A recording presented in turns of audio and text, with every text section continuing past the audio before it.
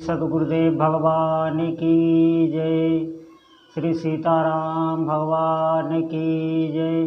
श्री राधा वल्लभ लाल की जय। श्री गौरी शंकर महादेव की जय। सभी दर्शकों और भक्तों को प्रणाम, सबको प्रेम भरा जय जय श्री राधे। मैं आज आपके आगे भक्ति में भगवान के विषय में रोना, इसके विषय में बहुत ही सूक्ष्म जानकारी दूंगा। इसके बाद आपके अंदर संशय नहीं रह जाएगा। जो भक्त भगवान के आगे रोते हैं वो क्यों रोते हैं और उनके अंदर क्यों आंसू आने लगते हैं, इसके विषय में मैं आपको बताऊंगा। बहुत ध्यानपूर्वक सुने। ये भक्ति का रहस्य है, इसे जानना बहुत ज़रूरी है। लेकिन इसे जानकर छिपाना ही, ये अपने अंदर अहंकार ना कर लेना कि मेरे अंदर आंसू आ रहे हैं, मैं बहुत बड़ा भक्त हूँ। ये अहंकार बहुत खतरनाक होता है। तो मैं अभी आपको बताऊंगा, भगवान के आगे अगर किसी के आंसू आ रहे हैं तो ये कोई साधारण बात नहीं है। इसे साधारण बात मत समझिएगा, क्योंकि आंसू आते हैं तभी जब आपके अंदर भगवत प्रेम होता है, भगवान के प्रति आपके चित्त में आकर्षण होता है। आप जानते हैं ये हमारे हैं। भगवान की भक्ति जिसके अंदर दृढ़ हो चुकी है, उसी के अंदर भगवान के प्रति आंसू आते हैं। जब किसी भक्त के आगे कोई बहुत संकट पड़ता है, आपदा पड़ती है, विपत्ति पड़ती है, तो वो भगवान के आगे अपनी विपत्ति कह के रोने लगता है। ये भी एक भक्ति होती है। ये कोई मामूली भक्ति नहीं, ये भी बहुत श्रेष्ठ भक्ति है, क्योंकि वो भगवान के आगे रो रहा है। वो किसी संसारी विषयी पुरुष के आगे नहीं रो रहा है। बहुत से लोगों पर संकट पड़ता है, वो संसार में जिसे अपना समझते हैं उसके आगे आंसू बहाते हैं। लेकिन अगर कोई सज्जन व्यक्ति है, कोई सहृदय व्यक्ति है, कोई साधु व्यक्ति है, उसके आगे अगर आप रोएंगे तो देखना वो द्रवित हो जाता है। मैं दुष्ट की बात नहीं कर रहा हूँ, उसे आंसुओं की कीमत का पता नहीं होता है। कोई साधु होता है, वो किसी के आंसू नहीं देख सकता। लेकिन भगवान के आगे अगर आप रोते हैं, भगवान के आगे रो के जो प्रार्थना की जाती है वो बहुत सामर्थ्यशाली होती है। उसका भगवान पर बहुत प्रभाव पड़ता है। भगवान विचलित हो जाते हैं। अगर कोई भक्त है उनका, बहुत काल से भगवान के नाम का जप कर रहा है और वो किसी कामना को लेकर भगवान के अंदर जब भगवान के आगे जब रोने लगता है, तो आप एक सूक्ष्म बात देखना, तुरंत ही उसके हृदय में शीतलता आ जाती है। रोने में सबसे बड़ी बात ये होती है कि उसके अंदर तुरंत तत्कालीन शीतलता आ जाती है। जो भी उसके अंदर रोने से पहले भय और चिंता था, जो भी अभाव था, वो तुरंत ही दूर हो जाता है।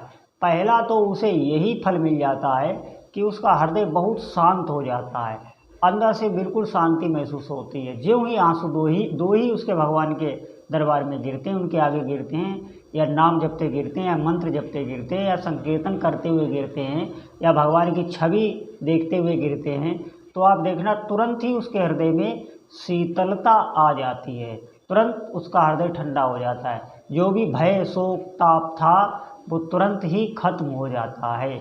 और एक बात इसमें है, ये भक्ति को बहुत बढ़ाने वाला है। जिसके अंदर ये होने लगा है, किसी के अंदर जब संकट पड़ता है तब होता है, किसी के अंदर ये बार बार होता रहता है।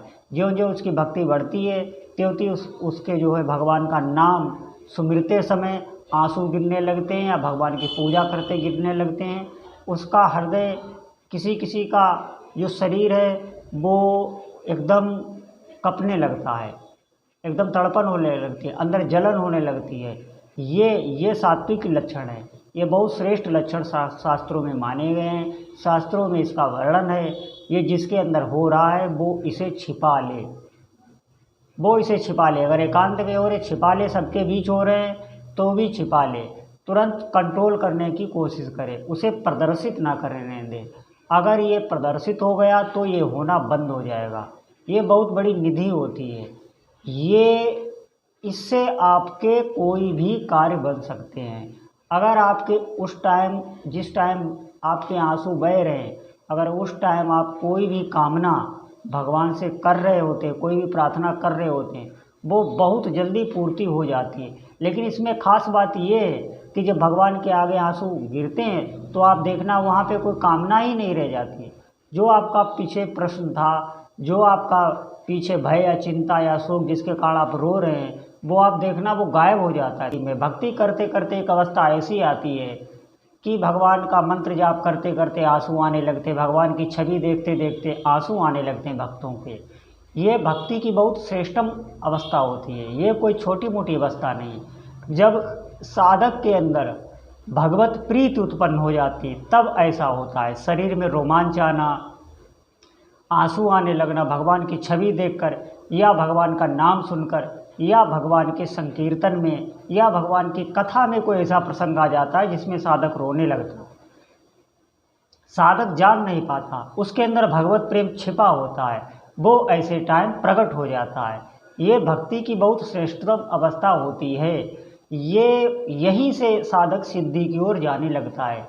अगर वो साधक विषयों में ना भटके, अगर उसके जीवन में भक्ति में कोई भटकाव ना आए, वो बहक ना जाए, क्योंकि विषय फिर परेशान करते हैं। कभी काम वासना उसे परेशान करेगी, कभी क्रोध परेशान करेगा। अगर वो संसार में भटके ना तो वो साधक फिर सिद्धि की ओर चला जाता है, वो निश्चित सिद्ध हो जाता है, जिसके अश्रुपात होने लगते हैं। लेकिन कभी कभी साधक ऐसे भी रोता है कि उसे कोई संसारिक बहुत क्लेश है, संसारिक कोई बहुत कष्ट है, वो भगवान के आगे रोता है। ऐसे वो भी बहुत मान होता है। क्यों? क्योंकि अपने के पास ही रोया जाता है। जब कोई विशेष संकट होता है तब व्यक्ति अपने के पास ही जाकर अपना दुखड़ा सुनाता है।